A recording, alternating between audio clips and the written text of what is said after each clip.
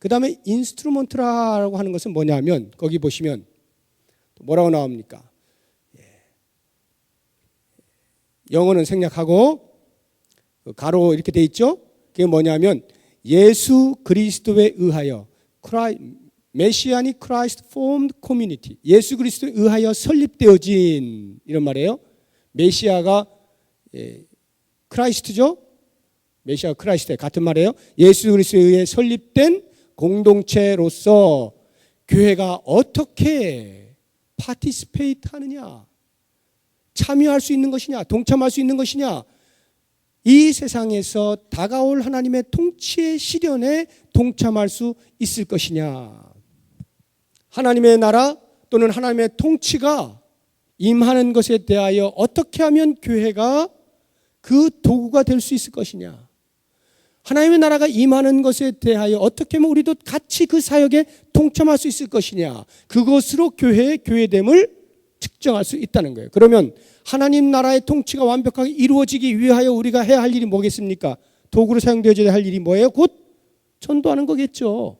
바로 이러한 일들을 얼마나 잘 감당하느냐라고 하는 것으로 교회의 역할을 볼 수 있다라고 하는 것입니다. 마지막 세 번째, 포테이스트라는 거, 미리 맛본다는 말 한번 보시죠. 거기 보면 캐리스마틱 스피릿 필드 커뮤니티라고 그랬어요. 그건 뭐냐면 성령의 은사가 충만한 공동체라는 말이에요. 성령의 은사가 충만, 또는 성령으로 충만한, 이렇게 해도 돼요. 성령으로 충만한 공동체로서 교회가 어떻게 다가올 하나님의 통치를 교회의 일상과 in its common life and shared ministry, 교회의 일상과 사역에서 드러낼 수 있는, 매니페스트 할 수 있느냐, 드러낼 수 있느냐라고 하는 것으로 교회의 역할을 본다는 것이죠. 이게 무슨 말이냐면 교회가 존재하는 그 자체가 어떤 목적을 갖는 게 아니라 교회가 존재하면서 일상의 삶을 살아요. 이 교회 안에서 살든지 가정에서 살든지 뭐 어디 살든지 교회로서 살 거 아닙니까? 일상의 삶을 살고 쉐어드 미니스트리, 교회로서 어떤 일들을 해요. 봉사 일을 하고 사역 일을 해요. 그렇게 하는 그 가운데에서 하나님의 나라 또는 하나님의 통치를 매니페스트, 드러낼 수 있을 때 그 역할을 감당하는 것, 그걸 가리켜서 포테이스트라. 다시 말하면 저 하늘나라, 아직 임하지 아니한 그 완벽한 하나님 나라의 모습을 이 땅에서 조금이나마 일상의 삶 가운데서 우리 하는 사역 가운데서 그 하나님의 통치가 완벽한 그곳에서 이렇게 살겠거니 라고 하는 것을 조금씩이나마 맛보며 살아가는 모습, 그 역할을 감당하는 것, 이것이 교회다, 이런 말이에요. 자, 지금 이것은 제가 개념을 설명하는 것이기 때문에 조금 여러분들이 어려울 수 있어요. 그러나 이것을 제가 이제 구체적으로 그래서 그럼 어떤 일을 해야 된다는 말인가 라고 하는 것을 말씀드리면 금방 아하 이렇게 하시게 될 것입니다. 여기까지가 교회가 무엇이냐라고 하는 교회의 목적과 관련하여서 이해를 하게 된 것입니다. 교회의 목적과 관련하여서 바로 이러한 목적을 가지고 있다라고 하는 것인데, 그러면 이런 목적을 이루어 가기 위하여 어떤 일들을 해야 할 것이냐라고 하는 실제적인 전략 또는 교회가 가져야 할 본질적인 사역의 내용들, 이것을 보시게 되면 이것과 관련하여서 이해가 빨리 될 것입니다. 자, 그러면 여기에서 이제 우리 교회가 가지고 있는 5대 영구 핵심 사역이 있죠. 5대 영구 핵심 사역. 이것도 그냥 허울조울하고 그냥 이렇게 하나씩 정해놓은 것이 아니고 바로 이와 같은 목적을 이루는데 반드시 필요한 전략, 핵심 사역이다라고 하는 것으로 정한 것입니다. 첫째가 뭡니까? 예배. 두 번째가 교육. 세 번째 선교. 네 번째 봉사. 다섯 번째 교제. 자, 이 5가지인데 이거는 뭐 순서가 있는 거, 우선순위가 있는 건 아닙니다. 우선순위를 말하고 있는 것이 아니에요. 이 5가지를 제가 5대 영구 핵심 사역이다. 영구라고 하는 말은 이 땅에 교회가 존재하는 한 반드시 이 부분에 대하여 실시해야 하는 것임을 말하는 것입니다. 우리 부평 동북교회만을 말하는 게 아니에요. 이 땅에 있는 모든 교회들은 반드시 이와 같은 개념으로 해 주어야 합니다. 그것을 교회들이 얼마만큼 이해를 하고 있는지 또는 뭐 또 다른 개념으로 하고 있는지는 모르겠습니다만 아무튼 오늘 여러분들이 들으시면서 이것이 바로 이러한 교회의 목적을 이루는데 반드시 필요한 것들이로구나 하는 것을 꼭 오늘 아시고 가셔야 됩니다. 예배, 교육, 선교, 봉사, 교제. 예배라고 하는 것은 무엇이냐? 예배라고 하는 것, 그 팜플렛을 보시게 되면은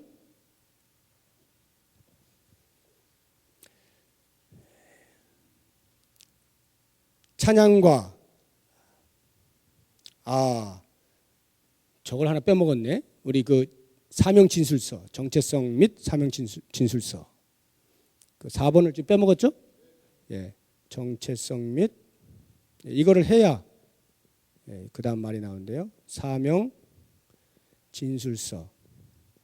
이게 뭐냐면 교회의 정체성 및 교회의 사명, 즉 목적을 표현하는 진술서라고 해서 우리 교회는 성부 하나님의 교회로서, 두 번째 성자 하나님의 교회로서, 세 번째 성령 하나님의 교회로서, 아까 보았던 이것을 가만히 보시면은 사인, 인스트루먼트, 포테이스트라고 하는 것이 각각 성부, 성자, 성령과 관련하여서 지금 진술을 하고 있는 것입니다. 성부 하나님의 교회로서 뭐라고 되어 있어요? 하나님 나라의 실존을 알리며. 자, 보세요. 지금 사인이라고 하는 걸 제가 설명드리면서 교회는 교회 자체로서 가치가 있는 것이 아니라 그 교회가 하나님 나라가 여기 있습니다. 하나님 나라는 반드시 있는 거예요. 하나님 통치가 여기 있습니다. 라고 하는 이 하나님 나라의 실존을 알릴 때 비로소 그 교회의 가치가 있다는 거예요. 그 목적을 달성하는 것이라는 거예요. 두 번째, 성자 하나님의 교회로서 하나님 나라의 완성에 동참하며, 하나님 나라의 백성들이 다 모아지면 완성되겠죠. 그 날이 오기까지 교회가 뭘 해야 된다는 거예요? 불러 모아야 한다는 것이죠. 하나님 나라의 백성을 불러 모으는 그 일을 감당할 때 비로소 교회는 목적을 달성하는 것이다. 세 번째, 성령 하나님의 교회로서 하나님 나라의 삶을 선험한다는 거예요. 선험하는 교회입니다. 이렇게 돼 있죠. 하나님 나라의 삶을 선험한다는 것이 먼저 경험해 본다. 그 완벽한 하나님 나라에서 이러한 삶이 있을 것에 대한 조금 완벽하지는 않더라도 비스무리하게라도 맛이라도 먼저 보자, 이런 얘기죠. 호박죽을 한 그릇 잔뜩 먹기 직전에 먼저 한번 이렇게 손가락 찍어 먹어보자 이거죠. 이 땅에서 그 하나님 나라의 호박죽 먹을 것을 기대하면서 한번 손가락이라도 한번 찍어서 이게 호박죽이구나, 이런 맛이라도 보는 그 삶을 선험하는 교회가 이 땅에 교회가 존재하는 목적이다. 그것을 이루어내는 것이다 라고 하는 거예요. 그래서 이것이 우리 교회가 이 땅에 있는 정체성, 교회가 뭐냐라고 하는 이 정체성과 그래서 무엇을 하는 것이냐라고 하는 사명에 대하여 동일하게 우리 교회 모든 성도들이 함께 진술을 해 주어야 할 내용이다라고 하는 것입니다. 우리 교회는 성부 하나님의 교회로서 하나님의 실존을 알리며, 성자 하나님의 교회로서 하나님 나라의 완성에 동참하며, 성령 하나님의 교회로서 하나님 나라의 삶을 선험하는 교회입니다. 이것에 대한 완벽한 이해를 통하여 이것이 마음에 와닿아야 돼요. 그러면 안 외우셔도 저절로 입에서 나와요. 외우지 않으셔도. 외우시는 분은 뜻을 정확히 이해하지 못하신 분만 외우셔야 돼. 뜻을 정확히 이해했으면 이건 저절로 입에서 나오게 돼 있어요. 하나님 나라의 실존을 알리고 하나님 나라의 완성에 동참을 하고 하나님 나라의 삶을 선험하는 교회, 이것이 이 땅에 있는 교회의 존재 목적이다 라고 하는 거예요. 바로 그 목적을 이루기 위하여 우리가 해야 할, 짜야 할 전략, 세워야 할 전략, 이루어야 할 사역이 무엇이냐? 예배, 교육, 선교, 봉사, 교제라고 하는 큰 틀에서의 본질적인 사역들을 5가지로 말을 하고 있는 것입니다. 그 예배를 이제 보시게 되면 혹시 화장실 가시고 싶으세요? 필요하신가요? 아니면 그냥 계속 갈까요? 예, 계속 가겠습니다. 그러면 자, 예배를 이제 보시게 되면 이 예배를 가만히 보세요. 예배를 보시게 되면은 이 하나님 나라의 실존을 알린다는 것과 얼마나 밀접한 관계가 있습니까? 하나님의 나라의 실존을 어떻게 알립니까? 여러분 상상해 보세요. 어떻게 하나님 나라가 있다고 하는 것을 알릴 수가 있어요? 왕을 노래할 때, 왕을 노래할 때, 우리가 왕을 노래하고 있어요. 하나님 아버지 막 노래를 하고 있어요. 그럼 사람들이 쟤네들 왜 저래? 그럴 때 우리가 뭐라 그래요? 우리를 통치하시는 하나님이 계셔. 그 하나님을 찬양하는 거야. 하나님 나라를 알리고 있잖아요.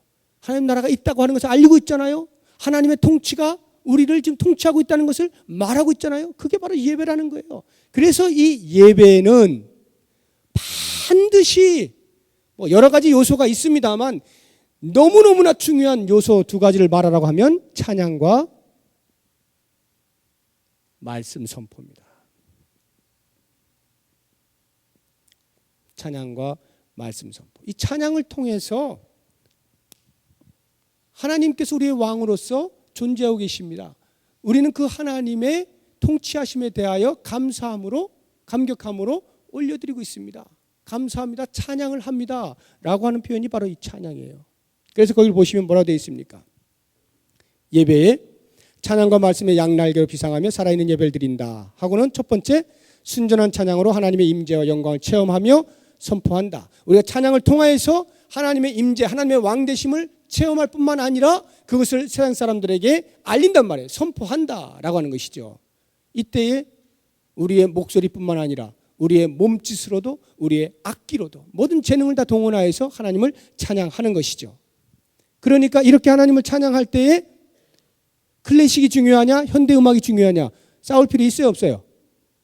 전혀 없는 것입니다. 아이고 현대음악 그 추잡하게 그건 뭘 모르는 사람이 하는 말이에요. 그 클래식 그 고리타분하게 그거 뭐 모르고 하는 소리예요. 모든 찬양은 다 하나님을 향하여 올라가는 것입니다. 거기가 분명하면 그것이 현대음악이 되었든지 고대음악이 되었든지 클래식이 되었든지 뭐 모던이 되었든지 무슨 상관이 있어요. 하나님을 찬양하는 데 필요한 우리에게 주신 여러 가지 도구들을 그대로 다 사용하여서 하나님께 영광을 돌리는 것입니다. 그러니까 찬양대로서 교회를 우리 교인들을 대표하여서 찬양을 부르시는 찬양대회는 찬양대대로 열심히 준비하고 교회를 대표하여 그 교인들을 대표하여서 하나님의 그 왕되심을 선포하는 거기에 최선을 다하는 거예요. 뿐만 아니라 찬양대의 모든 찬양을 맡기면 안 돼요. 우리 모든 성도들이 동일하게 한 마음으로 하나님의 왕되심을 노래해야 되는 것입니다. 회의 중에 찬양이 꼭 필요해요.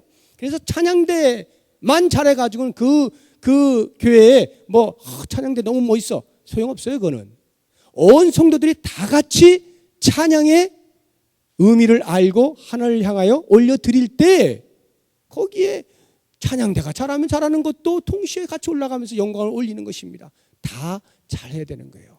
하나님을 향하여 올려드리는 찬양이 반드시 있어야 되고 그 다음에 왜 하나님의 말씀 선포하는 게 중요하겠어요?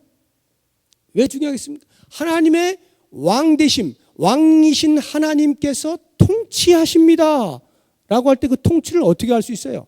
하나님이 말씀하시는 것에 따라 살아가는 그 삶에 의하여서 하나님의 통치가 있는 거 아니겠습니까? 그러니까 바로 하나님의 말씀 선포가 중요한 것이에요. 그래서 제가 누누이 말하기를 교회는 교육자들 정신 똑바로 차리고 말씀을 바르게 잘 전해야 된다라고 하는 것이고 그런 말씀을 잘 전하도록 우리 장로님들이 우리 집사님들이 권사님들이 협력해야 된다. 열심히 말씀 잘 전하십시오. 말로만 하지 말고요. 잘 전할 수 있는 환경을 마련해 줘야 된다 이런 말입니다. 그래서 피차가 그렇게 하나님 말씀이 틀림없이 증거되어질 수 있는 일에 모두가 다 힘을 모아야 되는 거예요. 그것이 바로 예배이고 그 예배를 통하여 하나님 나라가 있음을 하나님 나라의 실존을 알리는 행위가 된다라고 하는 것입니다. 그래서 예배가 그렇게 중요한 거예요. 올해 우리 교회가 예배를 중심으로 계속해서 한 해 내내 강조하지 않았어요? 참 예배자로 살게 하소서. 그러면 그렇게만 예배하면 끝나느냐? 그 다음이 있어야 돼요. 이 말씀 선포 다음에 그 다음 뭡니까? 감동만 가지고는 안 되는 거라. 그냥 그 예배 가운데서 찬양하고 감동받고 하나님 말씀 듣고 감동받고 감동 먹었어 이러고는 나가가지고 감동만으로 살 수 없다는 거예요. 그 다음 뭐가 있어야 돼요? 감동 다음에 십자가를 지는 결단이 있어야 되는 거예요. 그게 예배 가운데 있어야 되는 거예요. 예배를 드리면서 나에게 주어지는 이 땅에 대한 십자가가 무엇이냐, 하나님 나라의 실존을 알리는 데 필요한 내 십자가가 무엇이냐라고 하는 것을 결단을 하는 것까지가 예배예요. 그래서 일상의 삶에서 일상적인 삶을 통하여 하나님께 예배드린다는 말의 의미가 바로 이것입니다. 결단하는 삶을 살아드리는 것, 거기에 바로 예배가 있다는 거예요. 어떻게 해서든지 교통법규 잘 지켜보겠다고 하는 애씀이 있는 그 몸부림에 예배가 있다는 거예요. 어떻게 해서든지 욕 한번 덜 해보려고 하는 애씀에 예배가 있다는 거예요. 바가지 한번 덜 긁어보려고 하는 애씀에 예배가 있다는 것입니다. 그런 예배, 일상의 삶의 예배를 위하여 이렇게 모여서 우리가 찬양과 말씀을 들을 때에 그 예배 속에 결단을 해줘야 한다는 거예요. 감동받고 끝나면 안 된다는 거예요. 결단을 반드시 해야 된다. 이것이 예배입니다. 그 다음에 교육을 보십시오. 교육을 보시게 되면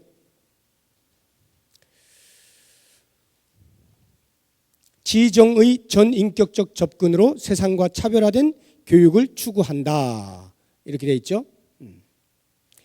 이 교육이라고 하는 말이 무엇이냐 하면 우리가 하나님 나라에 택함받은 그 백성으로서 하나님의 왕되심, 하나님의 통치하심, 그래서 하나님이 보여주시는 그 법을 우리는 가장 우선으로 여기면서 살아가는 사람입니다. 하나님의 법을 따라 살아가는 사람입니다를 보여주는 것이 바로 이 교육이에요. 바로 그 행위를 통하여 하나님 나라가 실존하고 있음을, 존재하고 있음을 우리는 보인단 말이죠. 야, 너희는 왜 그렇게 사냐? 이 땅의, 이 세상의 삶의 모습은 이러한데 저 사람을 보니까 그렇게 살지 않는 또 다른 어떤 법을 따라 사는 것 같아요. 그랬을 때 궁금할 거 아니에요, 사람들이. 너는 왜 무슨 배짱으로 그렇게 사니? 라고 할 때 나는 하나님 나라의 법을 따라 살아 라고 하면서 그 하나님의 법을 따라 사는 그 교육의 자리에 임함으로써 교회가 하나님 나라가 있음을 알리게 된다는 것입니다. 그래서 나 자신이 먼저 그 하나님의 말씀에 우선순위를 두면서 살아가는 것뿐만 아니라 우리의 후손들에게, 우리의 자녀들에게도 그것이 우선하는 것임에 대한 개념을 가지시고 가르쳐 나갈 때 그러한 교육들이 각 그리스도인 가정에서 일어나게 될 때에 또는 교회 안에서 일어나게 될 때에 바로 거기에서 하나님 나라의 실존이 드러나게 된다는 것이죠. 그것이 알리는 행위가 되는 것이다. 이런 말입니다. 그래서 그 교육을 보시면은 A의 기독교 세계관의 정립으로 사회를 변화시킬 인재를 양성한다. 기독교 세계관을 만들어내는 게 크리스천 패러다임을 구축하라는 것이에요. 그 다음에 두 번째로 행동하는 신앙인으로 민족과 세계를 가슴에 품고 나아가게 한다. 교회 안에 갇힌 신앙인이 아니라는 것이죠. 교회 안에서는 무지하게 열심히 하는 사람인데 밖에서는 비리비리해. 이거 아니라는 말이에요. 그러니까 교회 안에 갇혀있는 신앙인이 아니라 세계를 바라보면서 그 세계 가운데서 하나님이 주시는 일들을 행해 나갈 수 있는 하나님의 사람으로 살도록 고치시키는 것. 이것이 바로 교육이라는 것이고, 세 번째, 평생 교육을 통한 성숙한 그리스도인의 삶을 목적한다. 우리는 죽을 때까지 배우는 사람이다, 이런 말입니다. 죽을 때까지 그리스도의 장성한 분량에 충만한 데까지 이르는 사람이지 어느 누구도 도달되어진 사람이 없어요. 나는 이제 이 정도 교육받았으면 됐어 라고 하는 사람은 없단 말이에요. 우리는 끊임없이 그리스도를 닮아가는 그 일을 위하여 끊임없이 추구하는 사람이에요. 죽는 그 순간까지. 그래서 이 교육에는 은퇴가 없어요. 배우는 자리에는 은퇴가 없어요. 끝까지 배우는 거예요.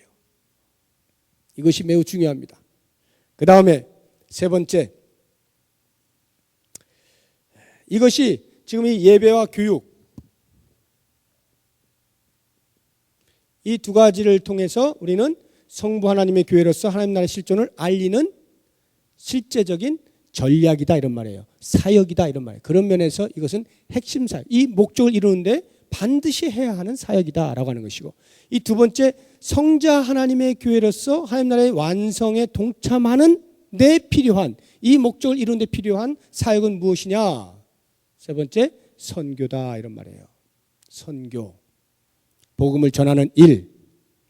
선교를 보세요. 세 번째, 선교적 교회로서 세계 선교와 국내 선교에 적극적으로 동참한다. 선교적 교회로서. 이 선교적 교회라고 하는 말을 잘 보셔야 되는데, 미셔널 처치라고 해요. 미셔널 처치, 선교적 교회. 이 선교적 교회라는 말의 의미가 무엇이냐면 이런 것입니다.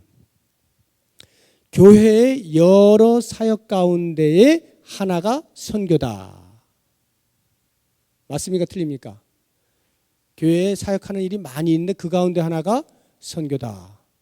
일면 맞기도 하지만 일면 잘못된 개념이기도 합니다.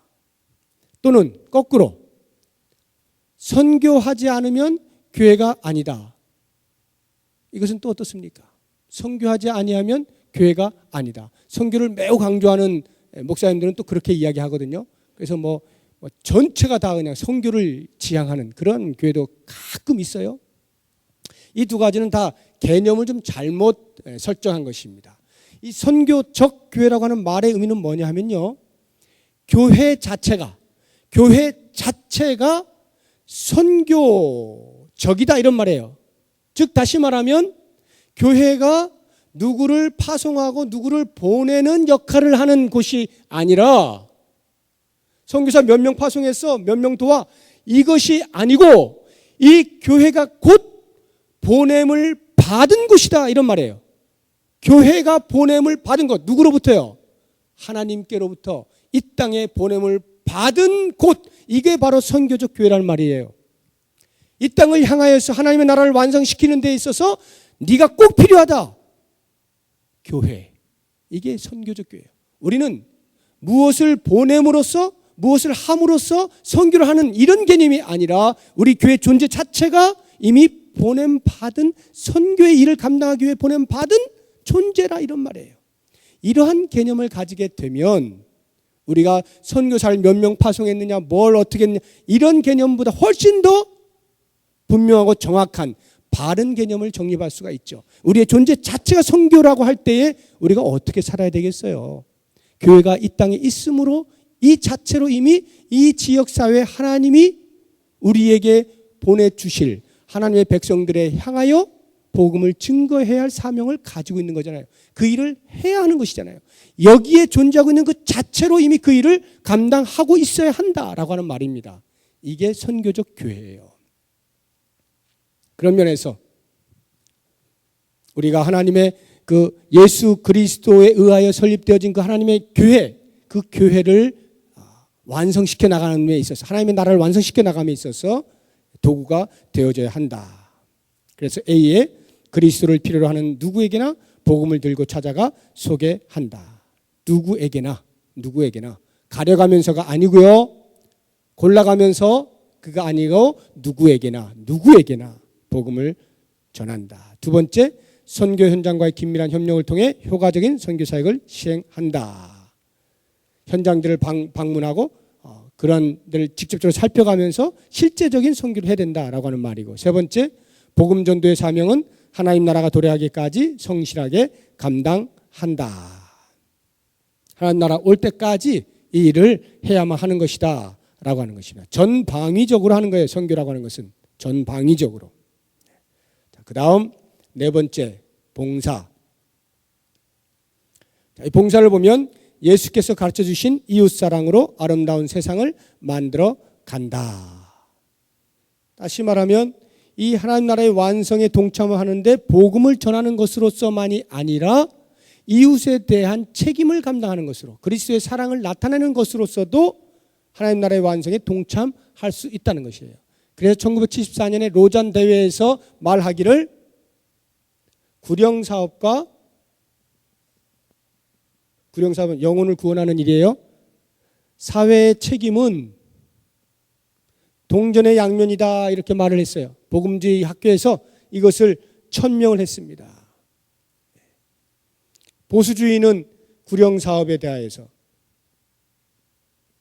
진보주의는 사회 책임에 대하여서 지금까지 소리들을 많이 높여왔습니다. 그러나 이것은 어느 보수주의에서 이것하고 진보주의 이것하고 하는 것이 아니라 교회라고 한다면 반드시 두 가지 같이 해야 되는데, 이 사회 책임에 대하여 보수주의가 그동안에 매우 약했기 때문에 이 부분을 우리가 좀 더 강화시킬 필요가 있는 것입니다. 그것이 바로 이 봉사라고 하는 거예요.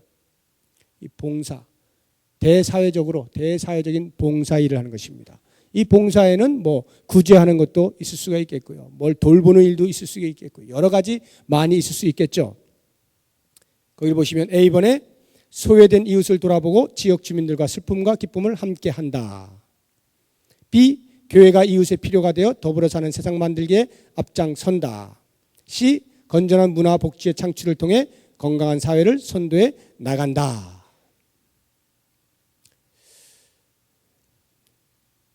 바로 이 선교와 봉사를 통해서 성자 하나님의 교회인 하나님 나라의 완성에 동참을 하는 실제적인 사역을 한다는 것입니다. 마지막으로 성령 하나님의 교회로서의 하나님 나라의 삶을 선험하는 이 목적을 이루기 위한 실제적인 전략, 사역은 무엇이냐? 다섯 번째, 바로 이 교제라고 하는 것입니다. 교제를 보십시오.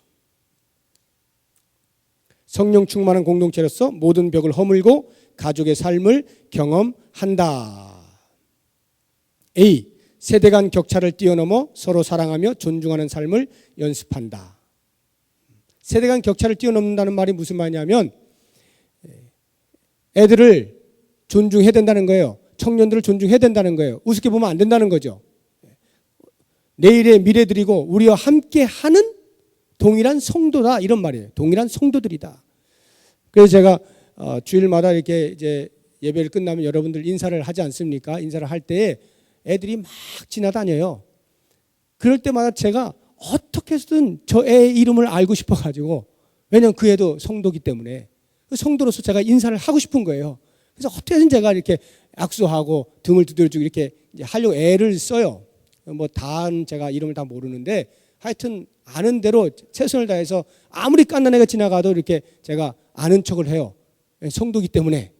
이렇게 세대 간 격차를 뛰어넘는 피차의 존중이 있어줘야 된다는 거예요. 야, 애들 저리로 가. 이러면 안 된다는 거예요. 이러면 안 돼. 어떻게든지 귀하게 동일한 성도로서 존중을 해줄 수 있어야 한다라고 하는 것입니다. 그래서 저는 개인적으로 우리 교회에 이렇게 세대 간 격차를 뛰어넘을 수 있는 함께하는 프로그램이 좀 많았으면 좋겠다라고 하는 게 제 개인적인 생각이에요. 그래서 온 가족이 같이 예배드릴 수 있는 횟수도 좀 늘려봤으면 좋겠다 하는 생각이고, 교육부서에서는 이렇게 한번 그렇게 하고 나면은 교육부서가 뭐 흔들린다 해가지고 좀 꺼려 하시더라고.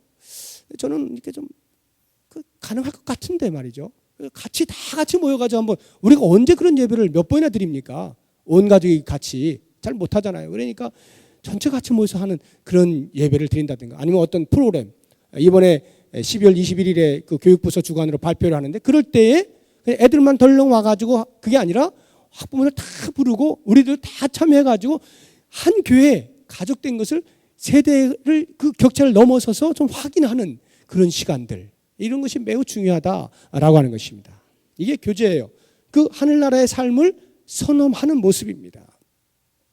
두 번째로 갈등과 충돌 속에서 용서와 화해 그리고 사랑을 배운다. 이게 뭐냐면 사람이 다 다양하잖아요. 사고하는 방식이 다르고 사고하는 틀이 다 다르단 말입니다. 그럼에도 불구하고 그리스도 안에 한 가족인 것에 대한 개념을 가지고, 비록 때로는 갈등이 있고 충돌이 있을지라도 가족이기 때문에 다시 화해가 되지 않습니까? 절대 안 봐. 이런 가족 보셨어요? 그 가족은 가족이라 하기 힘들죠. 가족이 뭐 혈연적으로 가족일 수는 있겠지만 그걸 누가 가족이라 하겠어요?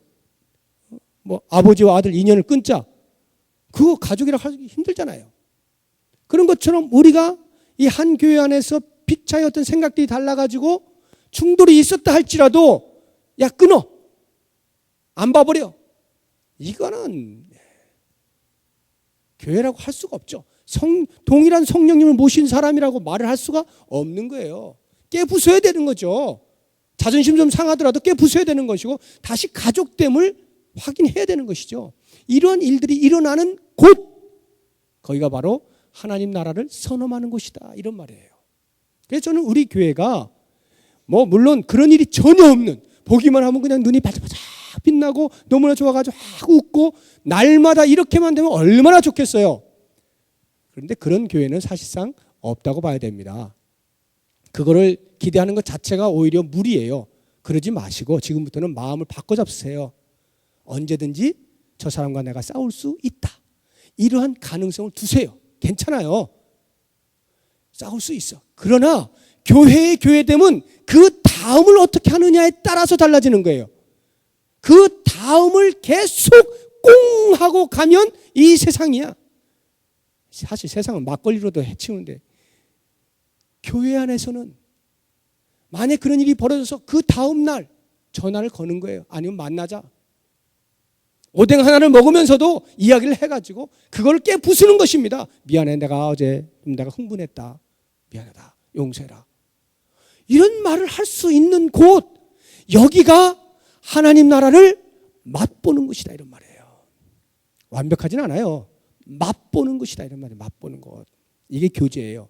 반드시 교회는 이 일을 해 주어야 하는 것입니다. 마지막 세 번째, 집단 이기주의를 극복하고 모두를 품어 참된 행복을 창출한다. 이게 뭐냐면 기득권을 포기하란 말이에요. 집단 이기주의를 포기하라는 거예요. 어디에서건 기득권이 있을 수 있어요. 내가 어떤 재능이 있으면 그 재능적인 부분에서 기득권이 있을 수 있고, 내가 오래 있었다 하면 오래 있는 기득권이 있을 수 있고, 내가 무엇을 가졌다 하면 가진 것에 대한 기득권이 있을 수 있고, 기득권은 다양합니다. 사람마다 다 가지고 있는 기득권이 있어요. 그 기득권을 포기하라는 거예요. 누구를 위해서? 너를 위해서. 너를 위해서. 그 기득권을 포기할 때 비로소 우리가 천국을 맛본다, 이거죠. 맛보는 거예요. 그런데 그 기득권을 주장하잖아요. 힘들어요. 기득권을 뚫고 들어갈 수가 없어요. 만약에 지금 우리 교회가 45년이 돼 가는데 말이죠. 만약에 이 우리 교회 나온 연수대로 만약에 신앙생활 이게 한다고 하면 따져보세요. 이제 가둬오신 분들 어디다가 명함 내밀고 어떻게 나오겠어요? 안 되는 거죠. 만약에 음악을 하는데 음악을 전문가 순대로 쫙 순서 매긴다고 해보세요. 그거 저 같은 사람 어디 가겠어요? 물론 꽤 갈 건데.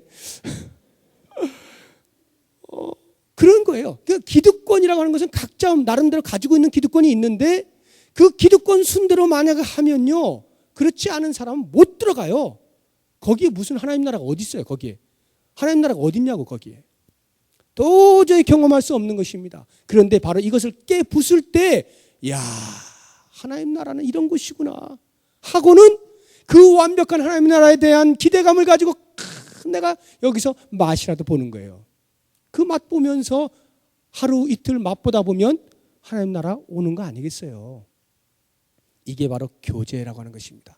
성령 하나님의 교회로서 성령이 충만한, 성령께 주시는 은사로 충만한 그런 교회가 하나님 나라의 삶을 경험하는 곳, 선험하는 곳, 거기가 교회다.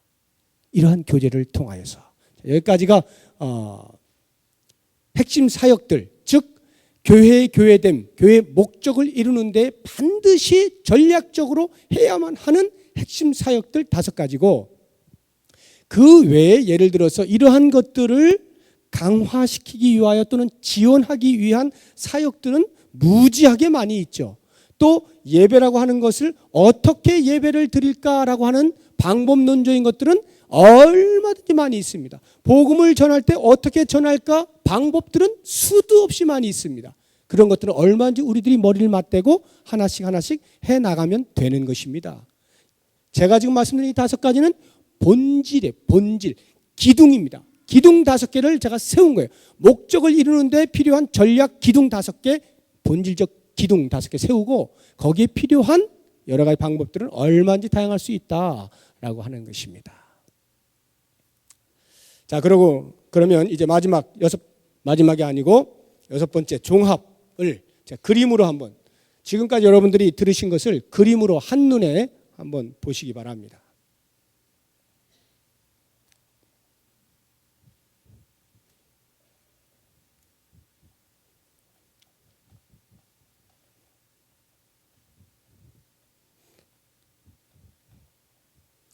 제가 자꾸 시계를 보면서 서둘러서 지금 막 하고 있어가지고 입이 막 자꾸 꼬여요.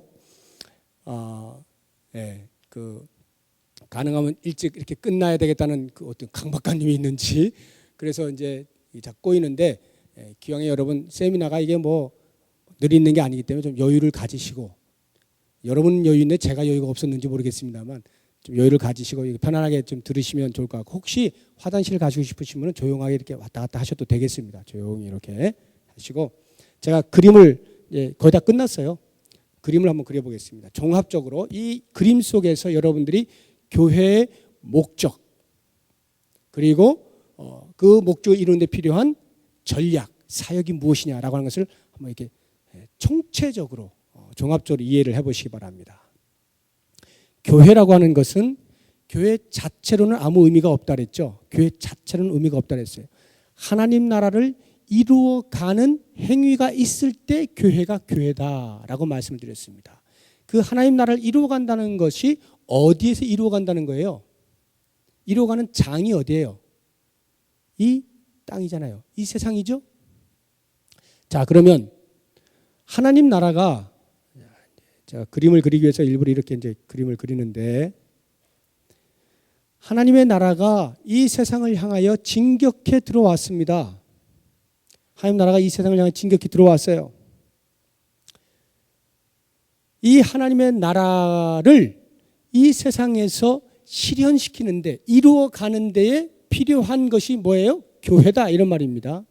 이게 교회예요. 하나님 나라가 교회라고 하는 가시화된 형체로 나타났어요. 이 세상을 향해 진격을 합니다.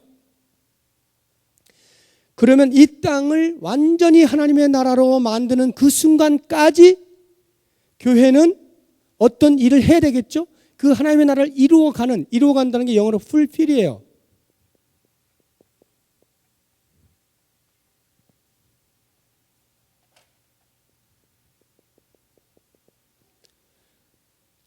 가득 채워가는, 이루어가는. 그래서 가득 채워질 때까지 교회의 목적이 있죠. 교회의 존재 목적이 있는 것입니다. 바로 그 일을 위해서, 이루어가기 위해서 핵심적으로 반드시 해야 되는 5가지가 있는데 그것이 예배고, 교육이고, 선교고, 봉사고, 교제다 이렇게 설명을 드렸는데 이 예배와 교육을 제가 성부 하나님의 교회로서 이렇게 얘기했죠. 성부 하나님의 교회로서 하나님 나라의 실존을 알리는 사역들이고 성자 하나님 예수 그리스도의 교회로서 하나님 나라의 완성에 동참하는 것으로서 선교와 봉사를 성령 하나님의 교회로서 하나님 나라의 삶을 선험하는 목적을 이루기 위한 전략으로서 교제를 그래서 이 교회가 이 5가지를 총체적으로 행해 나갈 때 비로소 하나님 나라를 이루어 갈 수 있다라고 하는 것입니다. 교회는 하나님 나라를 이루어가는 것을 목적합니다. 그것 외에는 없어요. 하나님 나라를 이루어가는 그것을 목적해요. 그 일을 위하여 이 5가지 해야 되는데 이 5가지가 각각 별개의 것으로 독립적으로 있는 것이 아니고 이 각각 5가지는 다 중첩을 하고 있다라고 하는 것을 아셔야 됩니다. 중첩을 하고 있다. 중첩을 한다는 말의 의미가 뭐냐면 예배를 드린다라고 하면 이 예배가 교육이나 교제나 봉사나 선교에 영향을 미친다 이런 말이에요. 예배 속에서도 이러한 일들이 있다 이런 말입니다. 이해가 되십니까?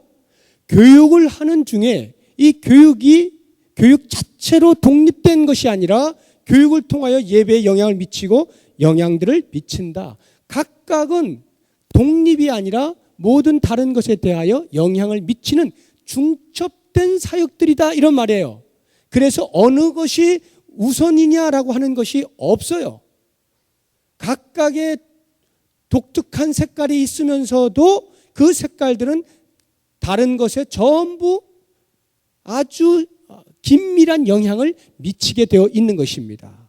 그래서 제가 성부 하나님의 교회로서 예배와 교육을 말했다 해서 그럼 이것은 성자 하나님하고는 관계가 없는 것이구나, 그런 의미가 아니란 말입니다. 제가 왜 이렇게 나누었느냐 하면은 하나님 나라라고 할 때는 그 나라의 왕이 누구냐는 것을 알아야 되잖아요. 그러면 하나님의 나라니까 하나님이 왕이신데 우리가 믿고 있는 하나님은 삼위 하나님이란 말입니다. 그 삼위 하나님, 성부, 성자, 성령 하나님이 통치하시는 나라라고 하는 개념에서 각각의 위에 대하여 우리가 개념을 가지고 있어야 하기 때문에 제가 이렇게 나눈 것이에요. 그리고 그 삼위 하나님이 통치하시는 나라의 형태가 이와 같이 세상을 향하여 진격해 들어오는데 그 나라의 완성을 위하여, 나라가 이루어지는 것을 위하여 해야 한 일들이 이와 같은 것들이다. 그래서 피차가 각각이 다 영향을 미친다. 예를 들어서 성자 하나님의 교회로서 예수님께서 교회를 설립하셔서 선교를 한다라고 할 때 그러면 하나님과는 상관이 없느냐? 그렇지 않다는 것이죠. 하나님께서 그 구원을 이루어 가시니까 당연히 선교에 하나님에 대한 우리의 반응도 당연히 있는 것이죠. 성령 하나님의 도우심이 없이 어떻게 우리가 선교하겠습니까? 이렇게 각각의 다 영향을 같이 미치고 있는 것이다 라고 하는 것을 이해를 하셔야 되네요. 그래서 이 그림을 잘 보셔야 돼요. 제가 막 그렸는데 이것들이 다 이렇게 중첩이 된다 이런 말이에요. 이렇게 중첩이 되는 것이다. 5가지가 다. 그래서 이러한 것들이 계속하여 이 세상을 향해 진격해서 이 세상이 완전히 하나님 나라로 되어지는, 예수님께 다시 오시는 그래서 새하늘과 새 땅이 되어지는 그날까지 교회는 이것을 위하여 존재한다. 이 목적을 위하여 존재한다 라고 하는 것을 여러분들이 머릿속에 꼭 이렇게 정립을 하시고, 이것이 교회로구나. 제가 처음에 말씀드렸죠. 교회는 개인으로서의 교회와 공동체에서의 교회 동시에 있다. 여러분들이 개인으로서도 이 사실을 잊지 마셔야 한다는 것이에요. 각 개인으로서 이런 일들을 해줌으로써 내가 하나님의 나라를 이루어가고 있는 존재인 것을 알게 되는 것이고, 우리 공동체로서도 이와 같은 일들을 통하여서 하나님 나라를 이루어가는 것입니다. 자, 여기까지가 교회의 존재 목적과 그 목적을 이루는 데 필요한 사역들, 전략들에 대한 말씀이고, 이제 짧은 시간에 내년도에 우리 교회가 어디를 지향하여 갈 것이냐, 그렇다고 하면 이와 같은 맥락에서 내년도 우리 교회는 어디를 초점하며 가느냐라고 하는 것만 간단하게 같이 생각하고 마치도록 하겠습니다. 자, 거기 보시면 7번이 나오죠. 7. 2009년 우리 교회 청사진.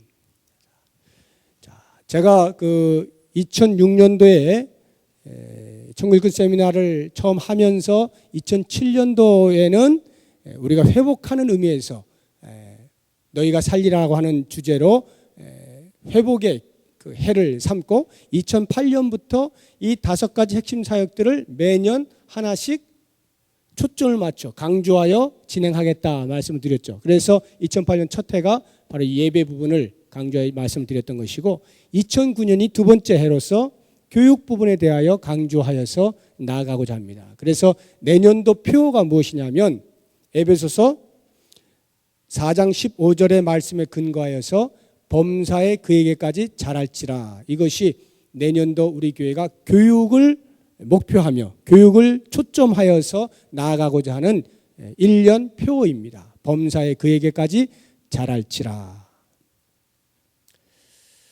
활동 계획들, 내년도 활동 계획들 제가 몇 가지 설명을 드릴게요. 이러한 그 교육에 초점을 맞추어서 어떤 활동 계획들이 있느냐. 특별히 내년에는 교육하면 우리는 보통 교육하면은 이제 주일학교를 바로 생각하지 않습니까? 주일학교 생각이 되는데, 주일학교 교육도 교육이지만 장년 교육도 교육입니다. 근데 우리가 왜 주일학교 교육만 주로 생각하게 되느냐 하면 그동안의 장년 교육은 교육이라고 생각을 하지 않았기 때문에 그렇습니다. 우리는 다 컸기 때문에 교육받을 일이 없다 생각해요. 그냥 성경 공부를 하더라도 그건 그냥 성경 공부하는 거지 내가 교육을 받는다라고 별로 생각을 안 하는 거예요. 나는 다 큰 사람이기 때문에.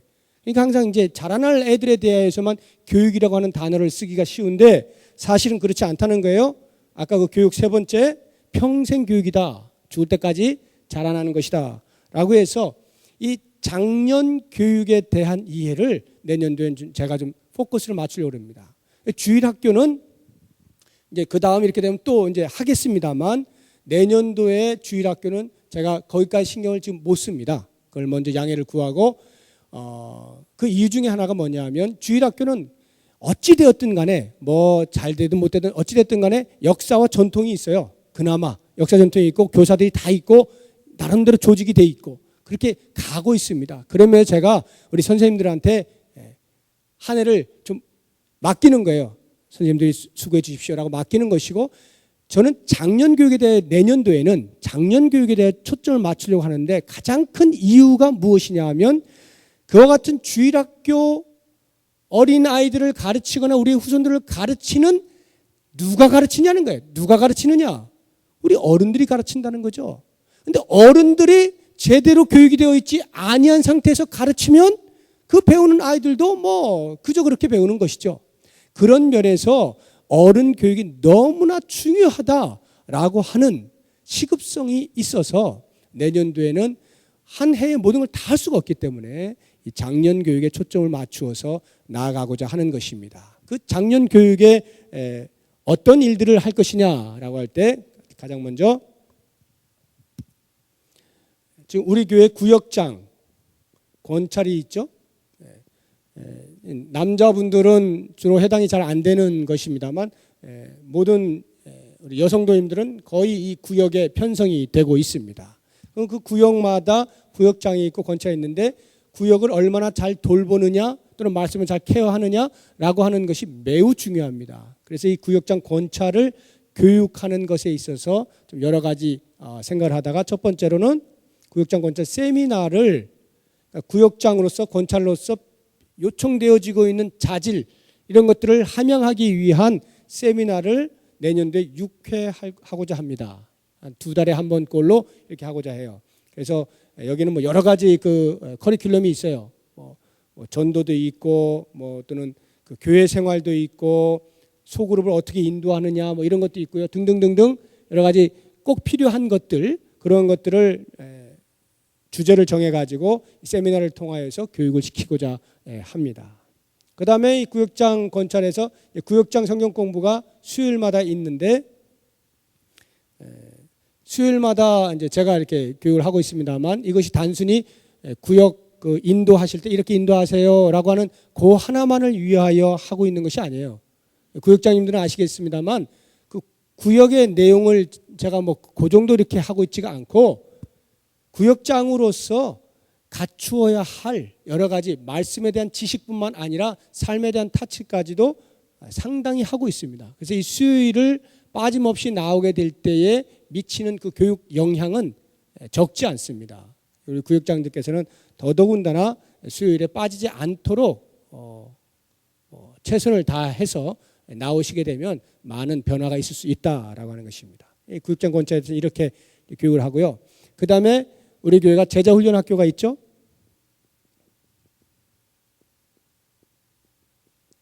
이 제자훈련 학교는 성장반, 제자반, 사역자반으로 구성이 되어 있습니다. 세가족으로 들어와서 세가족부 교육 5주 수료를 하시고 나면은 그 다음에 곧바로 성장반으로 연결되도록 하고 있습니다. 계속 더 이제 독려해서 거의 자동으로 되어지도록 그렇게 지금 하고자 하는데 이 성장반은 1년에 2차례 상반기 하반기 15주씩 2차례 있습니다. 제자반과 사역자반은 1년 코스입니다. 제자반 한 32, 3주 사역자반 한 25주 이 정도 되는 1년 코스에 제자반과 사역자반이 있어요. 이 성장반을 마치게 되면 이렇게 제자반으로 제자반 마치면 사역자반으로 이러한 그 단계들을 통하여서 계속하여 하나님의 말씀의 깊이와 더불어서 우리의 삶에 대한 도전들을 받는 것입니다. 이런 이 세가족 보호주는 기독교의 가장 기초를 하는 것이고요.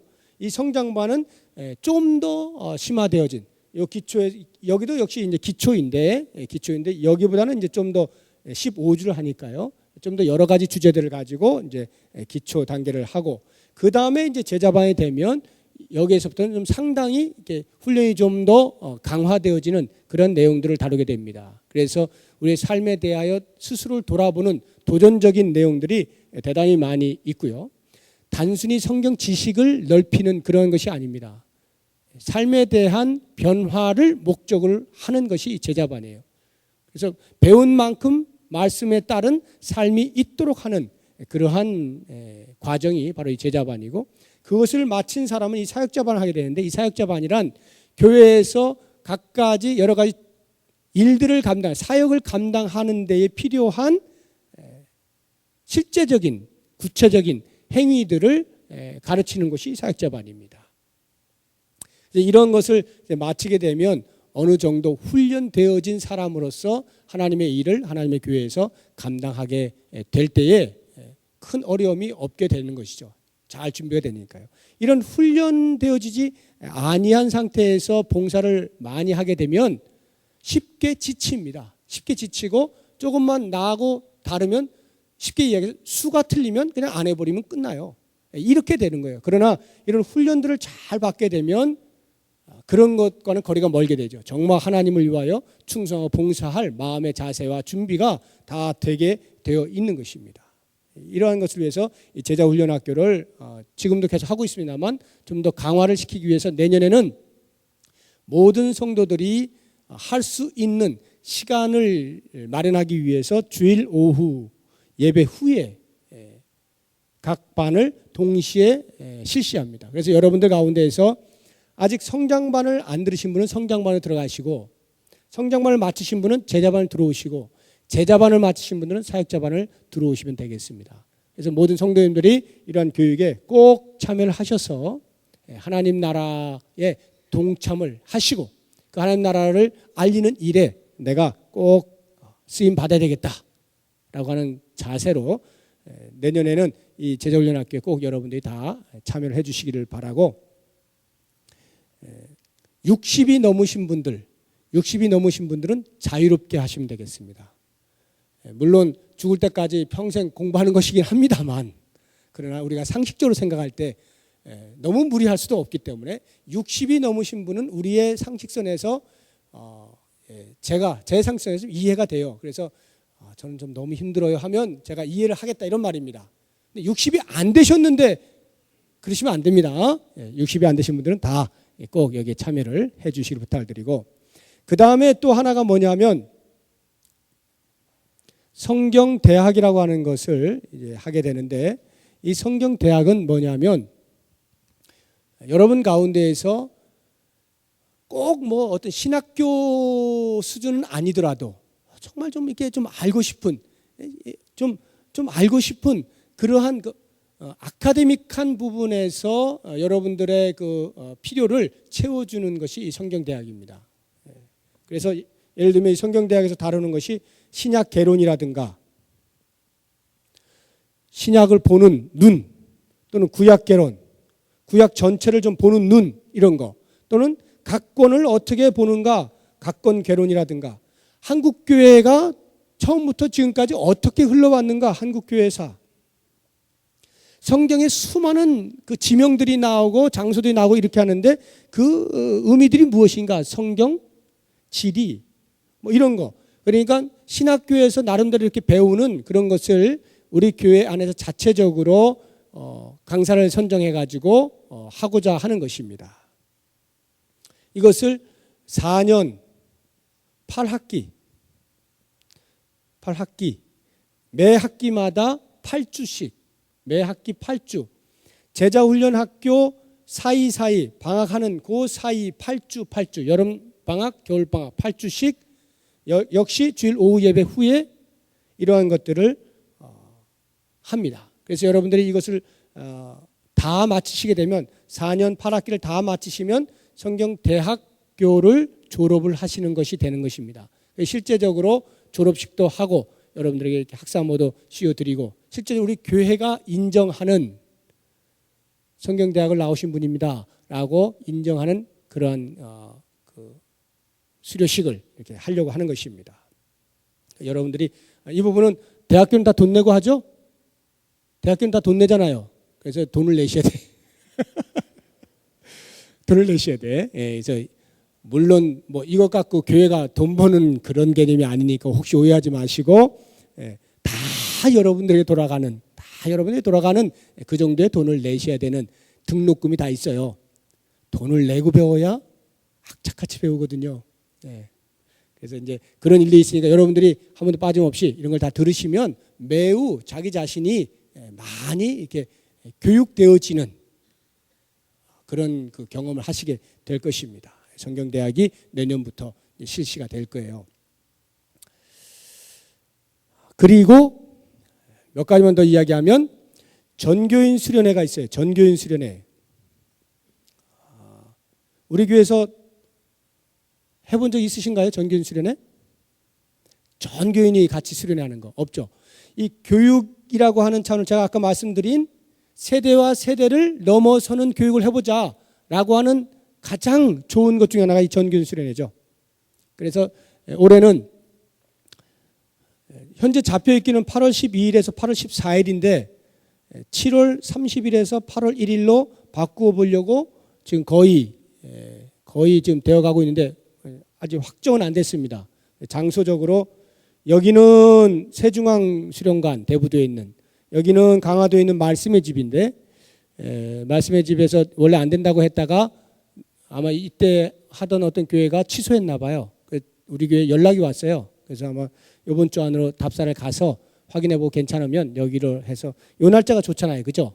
요 날짜가 휴가 받기 좋고 하기 때문에 이렇게 바꿔볼까 지금 생각 중에 있습니다. 아무튼 요 2박 3일 하게 되는 이 전교인 수련회 그야말로 전교인입니다. 전교인, 어린아이에서부터 어른까지 전체가 다 수련회를 하고, 수련회를 할 수 있는 모든 것은 다 이 그 예배 운영부가 있기 때문에 걱정하지 마시고 어떻게 하는가 이것은 걱정하지 마시고요, 참여하시면 되겠습니다. 이러한 이제 교육 방법도 있다라고 하는 것이고, 그 다음에 우리가 늘 하는 성경 알기 축제, 총남전도회 주관으로 하는 성경 알기 축제, 이것도 가을에 또 계속해서 있게 될 것이고,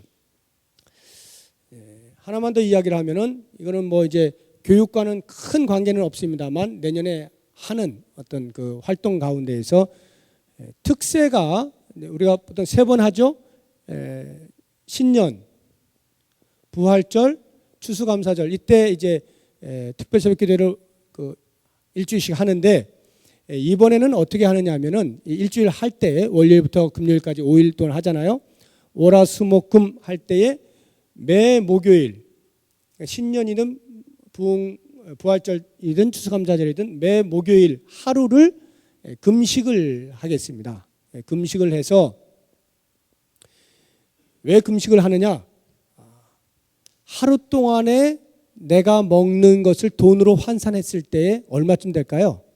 물론 뭐 안심 먹는 사람하고 뭐 이게 다르긴 하겠습니다. 그냥 보편적으로 이렇게 하면 그냥 한 끼 한 5,000원짜리다 라고 하면, 3끼 먹으면 15,000원, 2끼 먹는 사람은 10,000원. 난 잘 안 먹어요 하는 사람은 뭐 없겠지만, 아무튼 보편적으로 뭐 10,000원에서 뭐 20,000원 이선이라고 이제 가정을 하고, 그 금식한 대신 금식 그 쓰여질 돈을 헌금을 하십시오. 여러분들이 헌금하시면 그 돈을, 헌금되어진 돈을 아주 구체적인 곳에 쓰고자 합니다. 이번 신년에는 어디에 쓸 것이냐면 부흥초등학교의 결식 아동들을 돕는 데 쓰고자 합니다. 이제 그것을 나중에 우리 이제 신년 특별 새벽기도 할 때 그런 걸 다 이렇게 보여드리겠습니다만, 지금 공문을 보내놨는데 결식 아동들 좀 보여주십시오 해가지고 이렇게 명단을 보고 우리가 헌금한 액수를 따라서 몇 명을 하든지 이렇게 이제 되겠죠. 여러분들이 헌금을 많이 하실수록 그 일에 더 크게 사용이 될 수 있을 것입니다. 또 부활절은 부활절대로, 추수감사절대로 그때 우리의 도움을 필요로 하는 이웃을 향하여서 우리의 손을 내밀겠다라고 하는 것입니다. 구체적으로.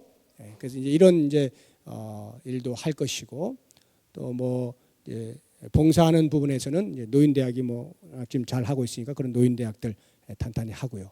등등의 이런 것. 그리고 내년도에 그 12월에 전도 세미나가 있습니다. 이 전도 세미나는 그 다음 연도가 선교잖아요. 2010년도가 선교를 이제 목표로 해서 하는데 그때 우리 교회가 한번 그 새생명 축제를 하려고 합니다. 그 일을 위하여서 먼저 우리가 마음으로 준비되어지기 위하여서 이제 전도 세미나 같은 거 하고 또 뭐 태신자 품기라든가 태신자 그 명단 작성한다거나 하는 이런 일들을 내년 연말 즈음에 이렇게 하게 될 것입니다. 대충 이렇게 해서 내년도 우리 교회가 나아갈 이제 방향들이 설정되어지는데 여러분들이 오늘 장시간에 교회가 무엇이고 그 교회를 이루어가기 위하여 실제적으로 행해야 할 사역들이 어떤 것들이고 라고 하는 것을 본질적인 부분들을 여러분들이 들으셨습니다. 그리고 이제 그것을 이루어가는 구체적인 행위들에 대해서는 언제 어느 때든 다양하게 일어날 수 있다라고 하는 것과 내년 2009년도에 우리 교회가 이러한 일들을 굵직굵직하게 할 것이다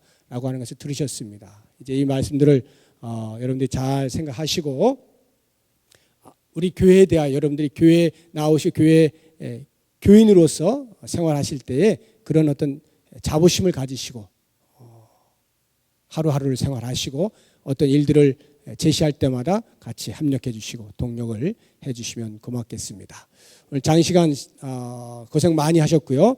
우리가 좀 시간이 갔지만 잠깐 동안만이라도 우리 같이 한번 통성으로 기도했으면 좋겠는데 오늘 말씀 기억하시면서 하나님의 나라 이루어가는 신앙 공동체 되게 해 주십시오. 이 목적을 따라 살아가는 우리 교회 되게 해 주십시오 라고 하는 것과 그 일을 위하여서 예배하고 교육하고 선교하고 봉사하고 교제하는 이 구체적인 행위들에 대하여서 제가 헌신되게 해주십시오. 우리 교회가 헌신되게 해주십시오. 이 일을 잘 이루어갈 수 있게 해주십시오.